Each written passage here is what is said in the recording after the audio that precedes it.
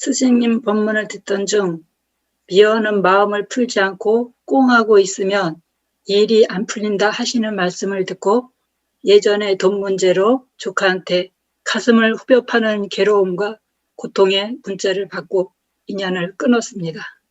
하지만 엉어리는 풀리지 않고 꽁하고 있다가 정신이 번쩍 들었습니다만 아직도 꽁한 마음은 남아 있습니다.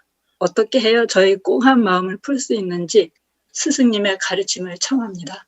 감사합니다. 지금 질문하신 분이 스승님을 믿나요? 믿으면 꽁하는 마음을 스승님한테 맡겨버리고 이제 요거를 조금 놓읍시다. 놓고 내가 할 거를 찾아서 정신없이 한 가보라.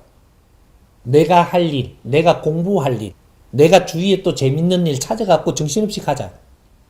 가다가 보면 그 값만큼은 놨던 시간이 있습니다. 이 시간이 나를 치유합니다. 우리는 이것만 자꾸 생각했고 놀랐고 하면 평생 가도 안 나죠. 이거보다 더 좋은 일이 있으니 그걸 하면서 열심히 가다가 보면 이거는 잊어버리고 안 해요. 안 한 만큼 정리가 됩니다.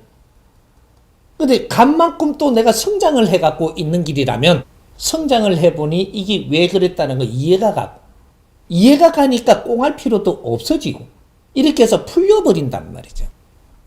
이런 것들이 나의 실력이라고 이야기하는 거예요. 뭐든지 붙들고 안 풀린다고 앉아있는 것은 네가 실력이 모자라서 그런 거지. 그러면 내가 실력을 갖추려고 노력을 하고 나서 1년이든 2년이든 실력을 갖추어서 그때 꽁하더라도 한번 해봐야지 이러고 이건 놓고 내 실력을 갖추러 가야 됩니다. 실력 갖춘 사람은 여기에 내가 손실을 봤다고 생각하는 것이 정확하게 내한테 다른 방법으로 들어옵니다. 왜? 하느님이 네가 그걸 놓고 나니 주거든. 이걸 붙들고 있으면 이것 때문에 딴 게 될 게 안 돼. 왜? 여기에 집착 때문에 다른 것이 눈에 보이지를 않아.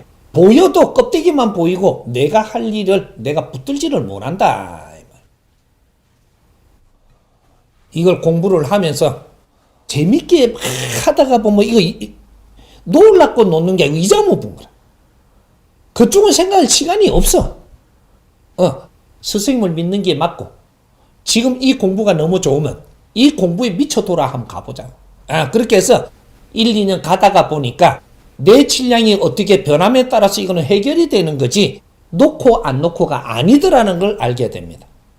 그러니까 우리가 스승님이 도울 테니까 그렇게 한번 해보자.